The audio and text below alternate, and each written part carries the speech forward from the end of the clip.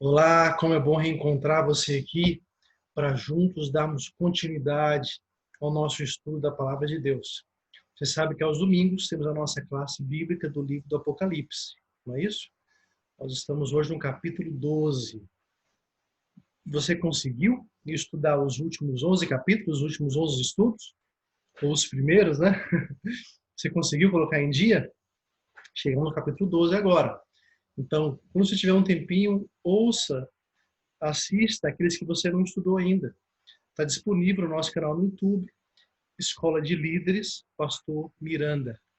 Está disponível lá, tem muita coisa boa. Passa lá depois, ouça aquele sermão que você não estudou ainda, aquela palestra que você gostou, ouça novamente.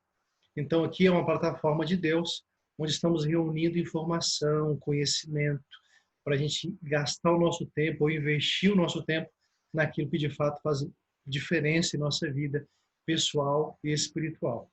Já passou muitos amigos, muitos convidados, pessoas de Deus que trouxeram palavras importantes para a gente, instruções valiosas para a nossa vida, e está tudo disponível lá no nosso canal.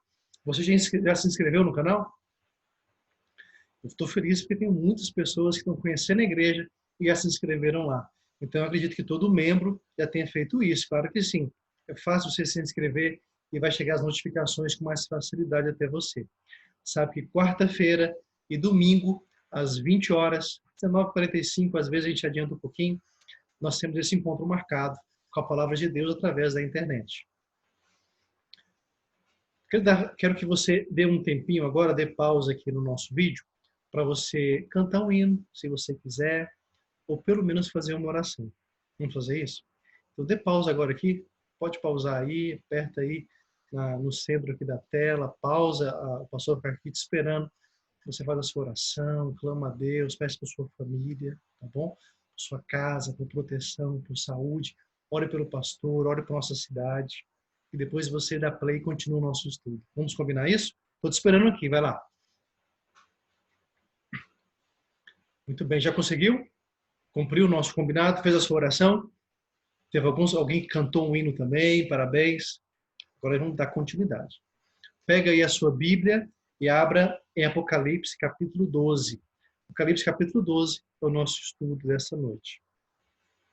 Você achou? Apocalipse, o último livro da Bíblia. Facinho, né? Facinho, facinho.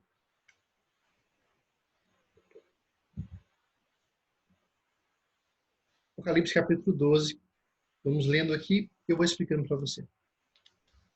Apocalipse, capítulo 12 é um capítulo que eu amo na Bíblia. Desde a faculdade eu lembro que eu já tinha um carinho especial por esse capítulo. Por isso eu fiz questão de eu pessoalmente apresentar para você. Se ainda só tiver alguma dúvida, é um privilégio para mim resolver essa situação aí para você, tá? Manda mensagem para mim pelo WhatsApp e eu arrumo aqui meu tempo e respondo para você rapidamente, o mais rápido que eu puder. Mas você vai ver que é um capítulo bem simples, mas de uma importância assim extraordinária. Aqui é o supra-sumo, é o resumo do resumo, capítulo 12. O capítulo 12 ele está exatamente no meio do livro do Apocalipse. É isso mesmo, exatamente.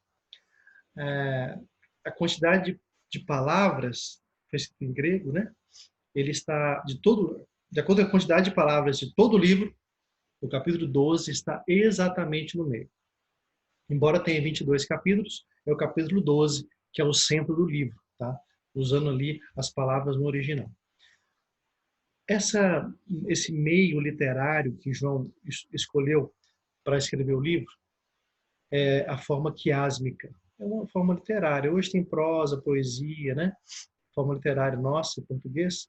Ele tinha lá o grego antigo tinha essa forma literária, chamamos de quiasmo. Por que essa forma literária é interessante para o nosso estudo de hoje? Porque essa forma literária coloca no centro o que tem de mais importante. Quando vamos fazer uma redação hoje, na introdução, você aborda ali, você promete o que vai ser feito. No corpo da redação, você cumpre a promessa, e na conclusão, você esboça uns detalhes mais importantes, não é assim? Seria como o capítulo 12 ser o resumo do livro. Então, se você entender bem o capítulo 12, você entende todo o livro. Tá? E você verá que é simples. Capítulo 12, verso 1. Já abriu a Bíblia? Vamos orar mais uma vez? Pai, estamos com tua palavra aberta diante de nós. Pedimos, Pai, sabedoria dos altos céus. Que teu Espírito Santo ilumine nosso entendimento agora, em nome de Cristo Jesus. Amém. Então, convido você aí a estar com a sua Bíblia aberta. Apocalipse, capítulo 12. Vamos lá? Viu-se um grande sinal no céu. Ó, é uma visão, não é literal. Então vai usar metáforas, símbolos aqui, não é isso? Viu-se grande sinal no céu, a saber, uma mulher. Mulher na profecia é o quê, pastor? Vamos aprender. Efésios capítulo 5. Me acompanhe lá, por favor. Efésios capítulo 5, tá? É o nosso estudo de agora para entendermos o que é mulher em profecia. Efésios capítulo 5, verso 22 e 23. Diz bem assim: as mulheres sejam submissas ao seu próprio marido, como ao Senhor. Porque o marido é o cabeça da mulher, como também Cristo é o cabeça da igreja, sendo este mesmo o salvador do corpo. O que é uma metáfora que Paulo usou, sendo a mulher como símbolo da igreja. Igreja de Cristo, igreja de Deus. Então, o que é essa mulher que é apresentada aqui de cara em Apocalipse capítulo 12? É a igreja de Deus, é o povo de Deus. Tá? E você percebe que antes de se descrever essa primeira protagonista no grande conflito, que é a mulher, que é a igreja, apresenta o termo uma. Então, talvez ao você ir para a igreja, você passe por muitas congregações. Mas na ótica divina só existe uma igreja. Podemos marcar um dia para falarmos mais sobre isso, né? Igreja. Entendemos melhor esse conceito bíblico que deve estar claro também em nosso coração. Aos olhos humanos, muitas igrejas. Aos olhos de Deus, só há uma igreja. E aqui começa apresentando a primeira protagonista do grande conflito, que é a igreja de Deus. Vai apresentar mais três, são quatro. Apresenta os quatro protagonistas do grande conflito, apresenta o período histórico da igreja e chega até nós. Primeiro protagonista, uma mulher. Essa mulher tem características interessantes. Viu-se uma mulher vestida de sol, com a lua debaixo dos pés e uma coroa de 12 estrelas na cabeça. Então essa mulher está vestida de sol, tem a lua debaixo dos pés e uma coroa de 12 estrelas. Que negócio é esse? Que mulher é essa? Que igreja é essa, então? A melhor explicação que eu vejo é Gênesis capítulo 37. Tem muitas explicações mirabolantes, mas essa daqui é objetiva, simples e rápida. Gênesis 37, capítulo 37, versos 5, 9 e 10. 37, versos 5, 9 e 10. Olha só o que diz. Teve José um sonho e o relatou a seus irmãos, por isso o odiaram ainda mais. Verso 9. Teve ainda outro sonho e referiu agora a seu pai. Teve ainda outro sonho e referiu a seus irmãos, dizendo: sonhei também que o sol, a lua e 11 estrelas se inclinavam perante mim. O verso 10. Contando a seu pai, olha só, agora é contar ao seu pai e a seus irmãos, repreendeu o pai e lhe disse: que sonho é esse que tiveste? Acaso viremos eu e a tua mãe e teus irmãos a inclinar-nos perante a ti em terra? Então aqui tem um sonho e já tem interpretação. Então, essa mulher está vestida de sol, com a lua debaixo dos pés e uma coroa de 12 estrelas. A igreja de Deus no passado, vamos dizer assim, a nação de Israel, ela vem das 12 tribos, que são os filhos de Jacó. Então, quando José refere aos seus pais, à sua mãe, a seus irmãos aqui, é referência à nação de Israel, é o que está em Apocalipse 12, verso 1. Que mulher é essa, vestida de sol por debaixo dos pés com 12 estrelas? É a nação de Israel, é os filhos de Jacó. E o próprio Jacó, quando vê o sonho do filho, já interpreta. Como assim? Eu e sua mãe e seus irmãos vão nos prostrar diante de você? Que história é essa, José?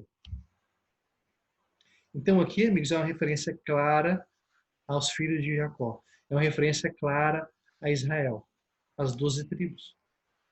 as 12 estrelas, que está aqui na cabeça, né, da mulher, uma coroa de 12 estrelas, é referência às 12 tribos. Ok? Então essa sempre foi a igreja de Deus, o povo judeu. Ao verso 12. E achando-se grávida, grita com dores de parto, sofrendo tormentos para dar à luz. Então, essa igreja, desse movimento, dessa nação, vamos dizer assim, desse povo escolhido, viria o Messias.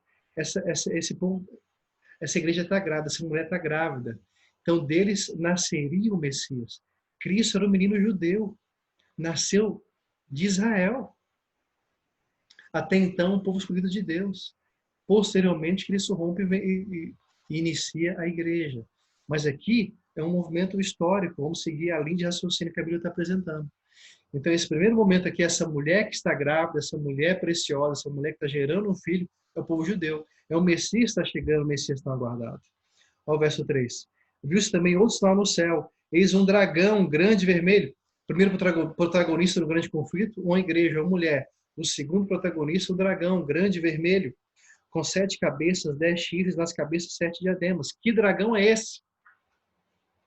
O verso 9 já explica, olha só. E foi expulso o grande dragão, a antiga serpente, que se chama Diabo e Satanás. Então esse dragão que está ali em pé, pronto para devorar a criança sem que ela nascesse, quem é esse? Satanás. E olha como Satanás conhece as profecias. Olha como ele conhece o tempo certo. Estava pronto para dar o bote em Cristo, né? Na criança. Você conhece a história?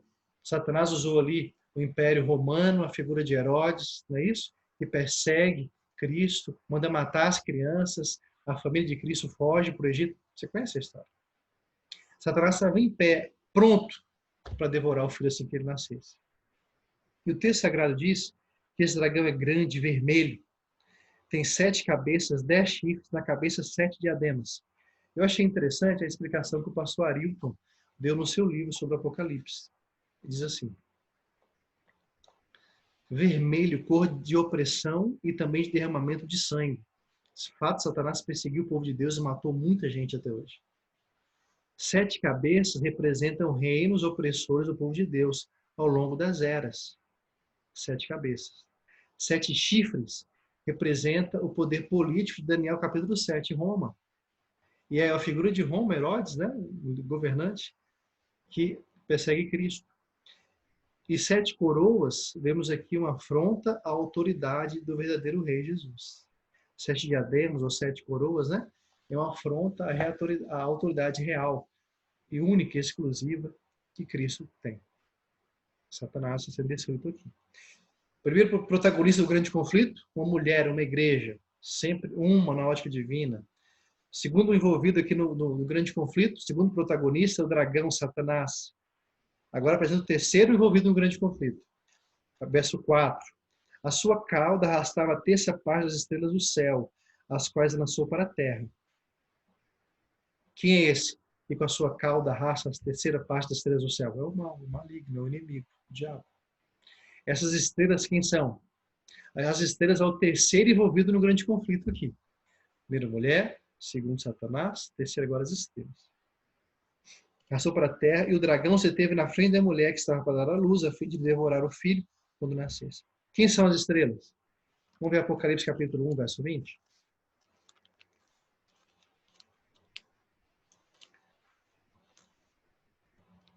Capítulo 1, verso 20 diz assim: quanto ao ministério das 7 estrelas que viste na minha mão direita e aos 7 candeeiros de ouro, as 7 estrelas são os anjos. Então os anjos são envolvidos em um grande conflito. Anjos do bem, anjos do mal. Anjos caídos e anjos de luz. Estão envolvidos em um grande conflito, invisíveis, mas real. Vamos continuar o estudo? Olha o verso 5. Nasceu-lhe, pois, um filho, varão, ó, a mulher estava grávida, o menino nasceu, que há de reger todas as nações com cetro de ferro. O Cristo nasceu, Cristo cresceu, e tem essa promessa, essa profecia para Cristo. Tem uma linguagem aqui simbólica, né? Que há de reger todas as nações com cetro de ferro. Vamos ver o que a Bíblia diz sobre isso? Salmo capítulo 2, verso 9. Me acompanhe, por favor. Estou indo bem devagarzinho aqui, para você entender. Perceba que é bem simples, né? Capítulo 12 não tem grandes desafios, não. Salmo capítulo 2, verso 9.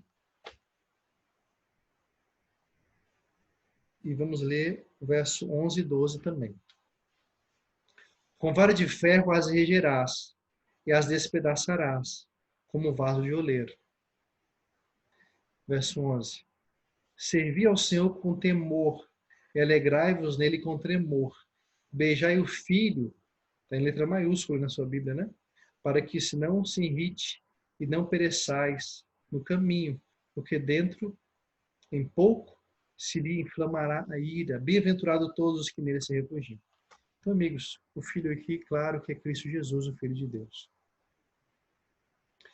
Não filho no sentido que Cristo é um ser criado. Não é assim. Quando Cristo diz assim, eu sou filho do homem, ele está dizendo o seguinte. Sabe aquele ditado que tem na nossa cabeça, que a gente entende fácil, que é filho de peixe, peixinho é? É isso que Cristo está nos passando. Eu sou filho do homem, ou seja, ele é Deus, eu também sou. A natureza que ele tem, eu tenho também. Entende? Não é que filho, porque foi gerado, porque é uma criatura, não tem margem nenhuma para isso. Não deixa isso enraizar no seu coração, que é uma heresia diabólica. Tá? Cristo não é um ser criado. Cristo é Deus, igual Deus Pai, igual Deus Filho, eterno e criador da vida. Ok? Filho, no sentido de que ele foi gerado pelo Espírito Santo aqui nessa terra, encarnado aqui. E quando ele diz filho do homem, já expliquei para você o que significa. Então, nasceu-lhe, pois, um filho varão, que há de reger todas as nações com cetro de ferro, a profecia para o Messias. E o seu filho foi arrebatado para Deus até o seu trono. Então, o filho dessa mulher foi arrebatado. Cristo nasceu nesse mundo, foi perseguido por Herodes, mas o Espírito Santo protegeu. Ele cresceu aqui, desenvolveu seu ministério aqui, deu a vida por nós na cruz do Calvário, morreu, ressuscitou e hoje está no céu, intercedendo por nós. Falamos muito sobre isso em Apocalipse capítulo 4 e 5, né? Foi muito bom. Depois passou a Vanderlei Dornelles também, explicou de maneira brilhante no nosso estudo aqui, nos 4 dias de oração e jejum que nós tivemos. Ok? Foi arrebatado, está no céu hoje. Então, essa aqui foi a introdução, foi um resumão do grande conflito. Os 4 envolvidos. Uma igreja verdadeira, Satanás, seus anjos e os anjos de luz também, né? Os anjos de maneira geral, e o Filho Jesus. São os 4 grandes protagonistas no grande conflito entre o bem e o mal. Eu quero explicar para você de uma maneira assim, linear, para ficar tranquilo em sua cabeça. Tá? Vou deixar aqui o verso 6 em stand-by. Daqui a pouco a gente volta nele. O verso 7 diz assim: houve peleja no céu. Miguel e os seus anjos pelejaram contra o dragão. Bem pelejaram o dragão e seus anjos. Essa peleja, amigos, foi uma briga, foi uma batalha, foi uma guerra, foi uma grande luta. Ok? Seres poderosos se enfrentaram, se confrontaram. Foi uma batalha. E Satanás foi expulso do céu, contra a sua vontade. E aqui apresenta o nome de Miguel. Miguel é claramente Cristo Jesus. Podemos um dia tirar um momento para explicarmos mais detalhadamente aqui Miguel, mas Miguel é Jesus. No livro de Daniel vemos isso claramente, ele como príncipe, e aqui nós vemos essa batalha, Miguel como príncipe do exército de Cristo. Miguel significa quem é como Deus. Só tem um que é como Deus, Jesus. Quem é semelhante a Deus? Quem tem a mesma essência e natureza de Deus? Cristo Jesus. Então sempre tem esse conflito, se Jesus ganha esse nome, Miguel, né? O príncipe do exército de Deus. É Jesus, Miguel. Então aqui houve peleja no céu e Miguel e seus anjos pelejaram contra o dragão, também pelejaram o dragão e seus anjos. Todavia não prevaleceram, nem mais se achou no céu o lugar deles. E foi expulso o grande dragão, a antiga serpente, que se chama Diabo e Satanás. O sedutor de todo o mundo sim foi atirado para a terra, e com ele os seus anjos. Então, nessa expulsão do céu, Satanás, ele e seus anjos são arremessados de lá. Agora a grande pergunta é, quando ocorreu isso? Quando ocorreu essa expulsão de Satanás do céu? Essa é uma grande pergunta. Quando falamos em expulsão, vem na nossa mente a situação de Adão e Eva. Satanás sendo expulso, vindo para a terra, tentando o primeiro casal, não é mesmo? Mas aqui tem disso para nós interpretarmos como uma segunda expulsão. A primeira expulsão está no verso 4. A sua cauda arrastava a terça parte das estrelas do céu, as quais foram lançadas para a terra. Então aqui tem a primeira expulsão. No verso 7 em diante, apresenta uma segunda expulsão. Pastor, quando foi isso? Que segunda expulsão é essa? Olha o verso 10. O verso 10, 11 e 12 é uma música, é um louvor. Eu acredito que na sua Bíblia até a maneira de escrita está diferente dos versos anteriores e posteriores. Deveria ser pelo menos. O verso 10 é um louvor de exaltação, de glorificação, de gratidão a Deus. Olha só. Então ouvi grande voz no céu, proclamando, agora veio a salvação, o poder, o reino de nosso Deus, e a autoridade do seu Cristo, pois foi expulso o acusador de nossos irmãos, o mesmo que os acusa de dia e de noite diante de nosso Deus. Então esse acusador foi expulso, não é isso? Olha o verso 11. Eles, pois, o venceram por causa do sangue do Cordeiro e por causa da palavra do testemunho que deram, e mesmo em face da morte, não amaram a própria vida. Olha só. Eles, pois, o venceram pelo sangue do Cordeiro. Está dando indício aqui de quando foi essa expulsão. O verso 12. Por isso festejai aos céus e vós os que neles habitais, ai da terra e do mar, pois o diabo desceu até vós cheio de grande cólera, sabendo que pouco tempo lhe resta. Já consigo responder quando foi essa segunda expulsão? Amigos, quando Satanás foi expulso a primeira vez do céu com a terça parte dos anjos, como está no verso 4, embora ele tenha sido expulso, ele ainda tinha acesso ao céu. Agora, essa segunda expulsão do verso 7 em diante foi após a cruz. Após a cruz, Satanás não tem mais acesso ao céu. Podemos dizer assim, na primeira expulsão, Satanás perde o direito de residência no céu. Na segunda, perde o acesso ao céu, que ele ia para acusar nossos irmãos. Nós lemos aqui no verso 10.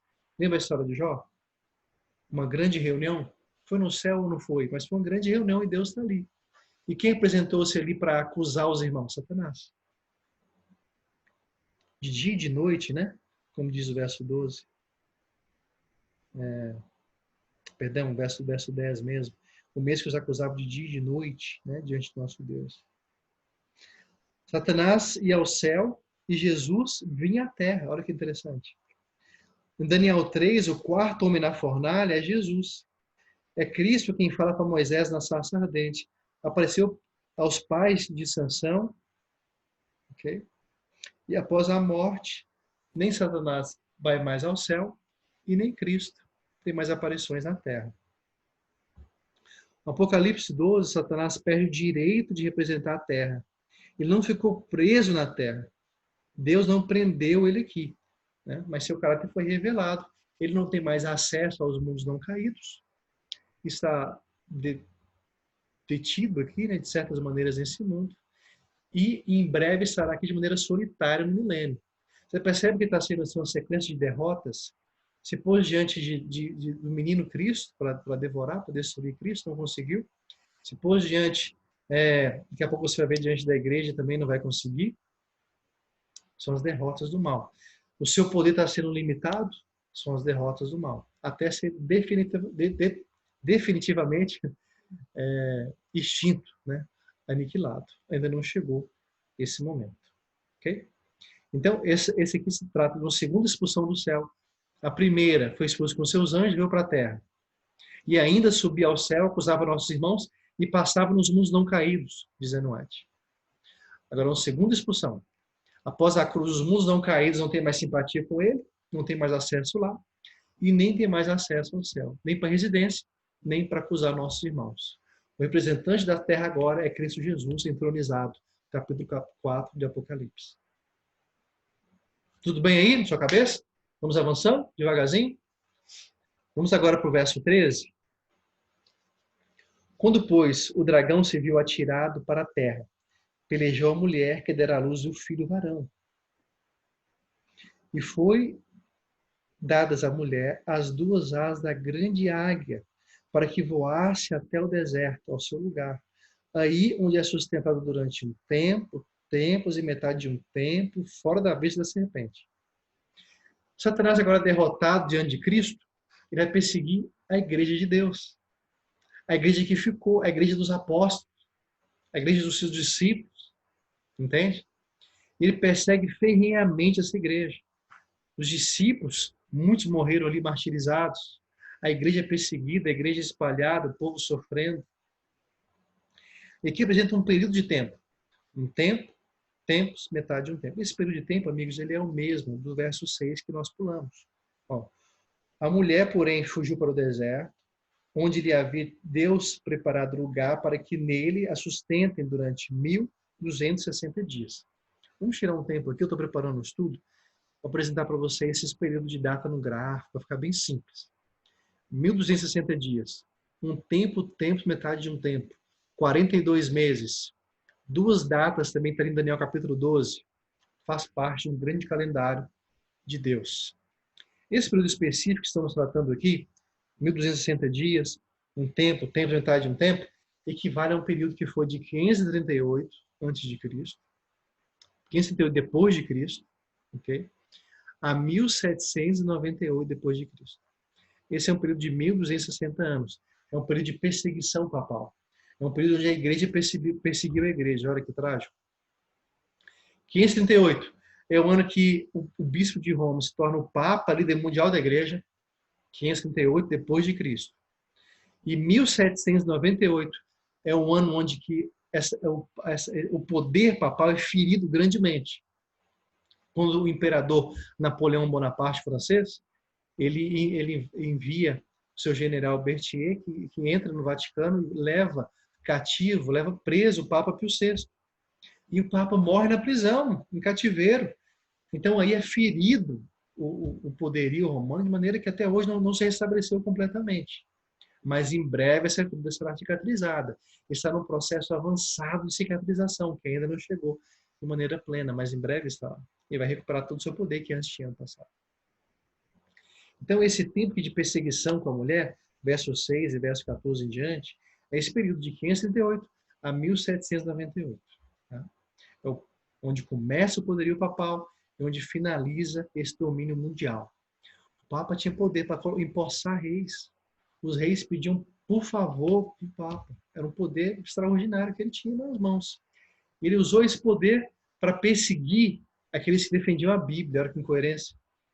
Foi a igreja perseguindo a igreja perseguindo os hereges, na verdade eram os crentes devotos da palavra. É o período onde a igreja ela se contamina com o paganismo, com a idolatria, adere culto a imagens, ao culto a mortos. Uma imagem é cultuar quem já morreu, olha que tragédia. Então é um período de paganização da igreja.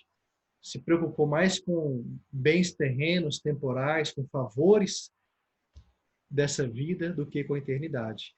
Ele se toma o lugar de Deus, tira Cristo de cena, tira o sacerdócio expiatório de Cristo do seu lugar e coloca uma figura humana ali como representante de Deus na Terra. Corrompeu completamente a igreja.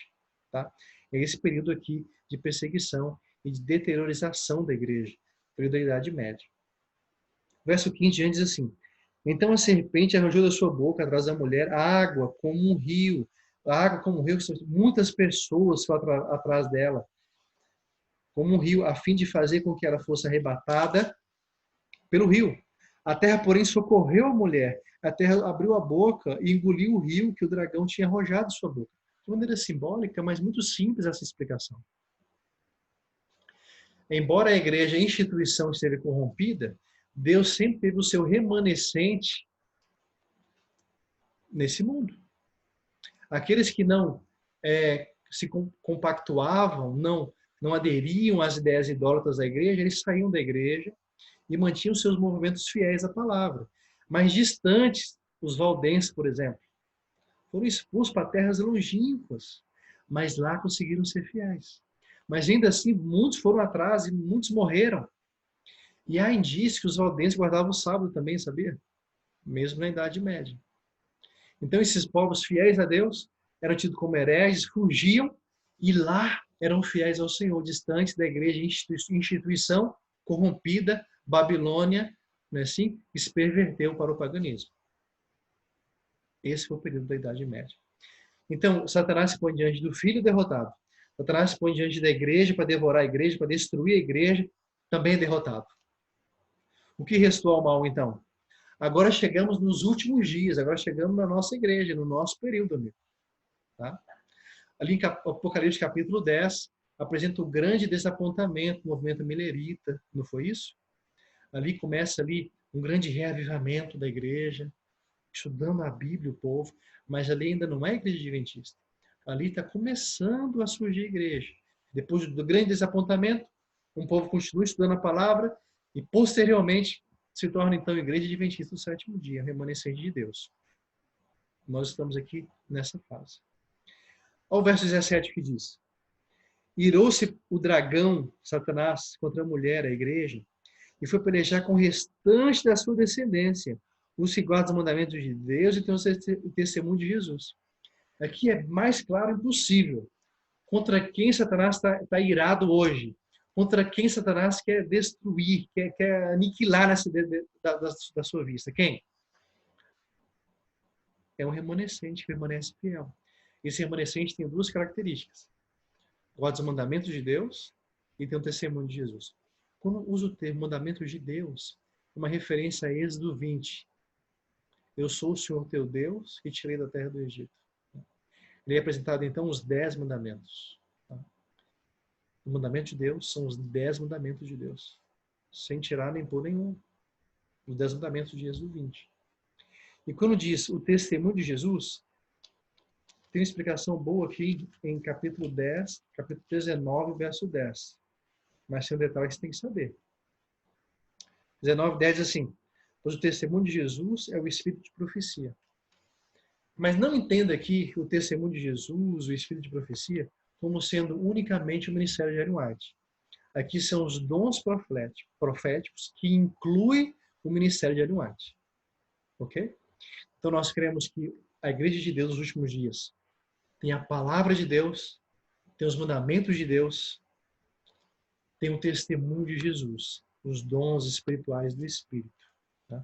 Nós seguimos a Cristo, servimos o testemunho que Ele deu de fidelidade, é o que nós temos também como igreja. É preciso ter uma boa explicação sobre esse testemunho de Jesus para abranger mais a nossa interpretação. E vai ser bem enriquecedor isso. Não especificamente só espírito de profecia. Tem algo mais rico aí para a gente entender. Aqui envolve a pessoa de Cristo, a vida de Cristo. Aqui envolve também os dons espirituais. Então, são duas características que nós temos do remanescente fiel dos últimos dias: os mandamentos de Deus, o testemunho de Jesus. Olha que maravilha! Está feliz por entender essa verdade, por estar no caminho certo? Aos olhos dos homens, muitas igrejas. Você vai para a sua igreja congregar e você passa a ver muitas denominações, né? Aos olhos de Deus só há um movimento, uma igreja, um povo. Ok? A igreja de Deus, a princípio, nós vemos ali no verso 1 do capítulo 12, era uma nação. Mas essa nação se corrompe. Dessa nação surge então uma igreja. Não é isso?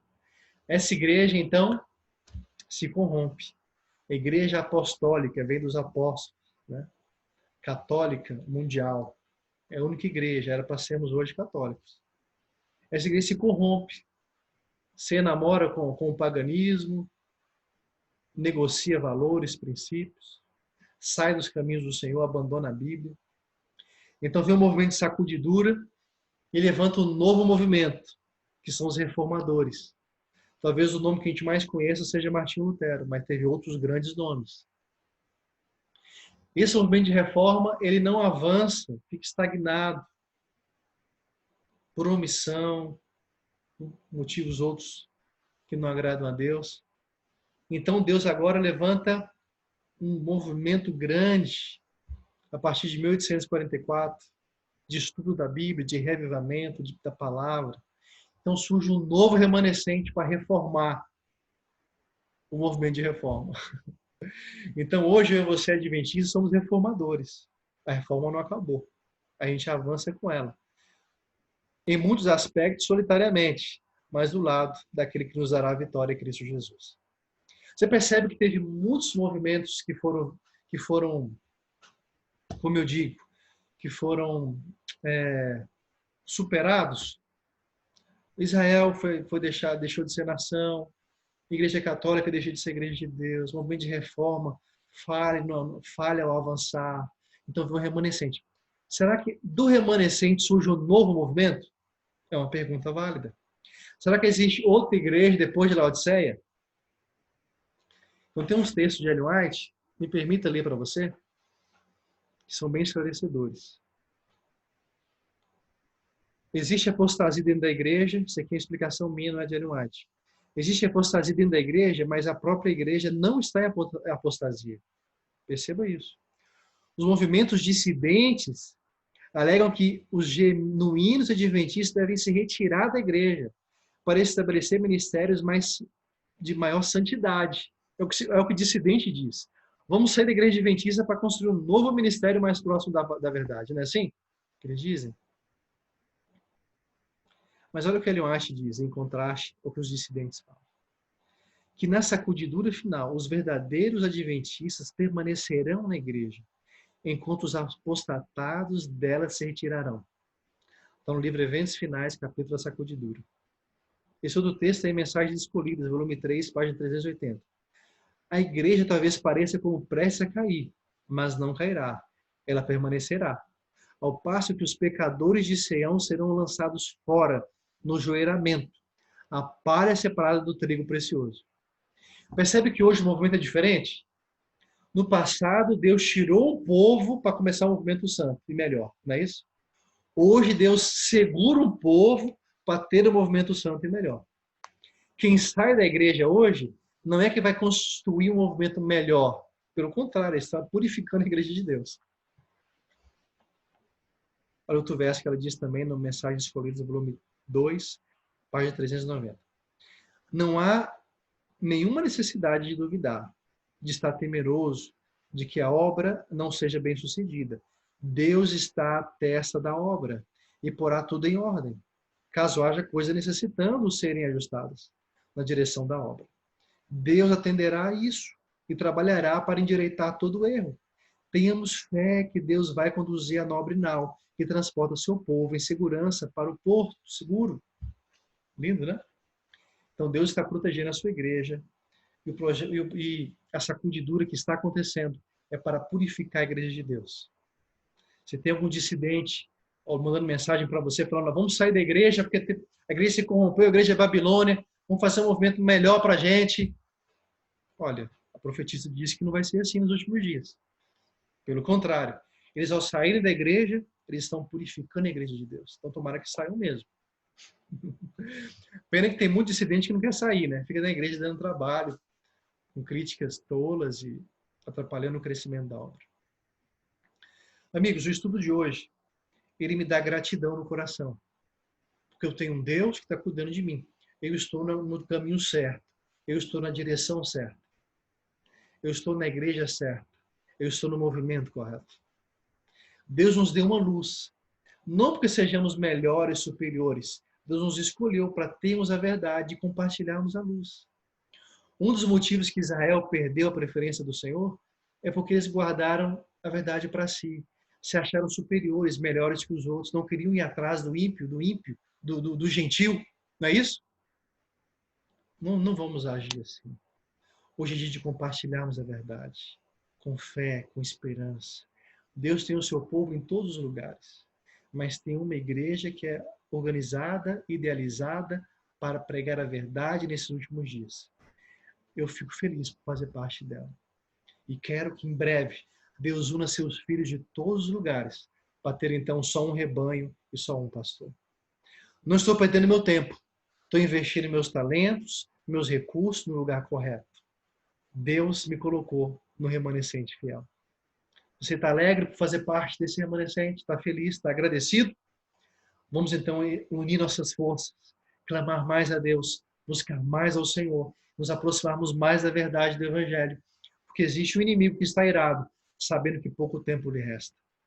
Se você está sendo confrontado com as suas limitações, com as suas fraquezas, veja o que está no verso 11, nós já lemos, vamos ler novamente.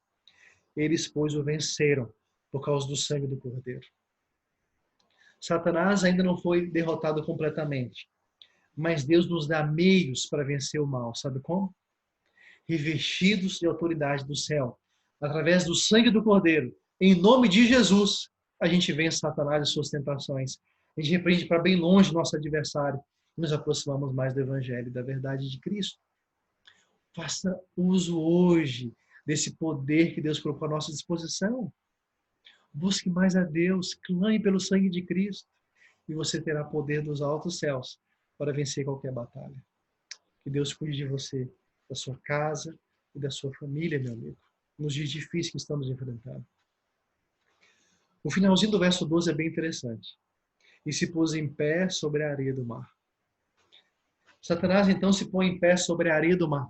Os ímpios, os perdidos, amigos, são como a areia do mar, incontáveis. E é interessante que a areia do mar, ela está entre o mar, não é isso? E a terra. No capítulo 13, do mar surge uma besta e da terra surge outra besta.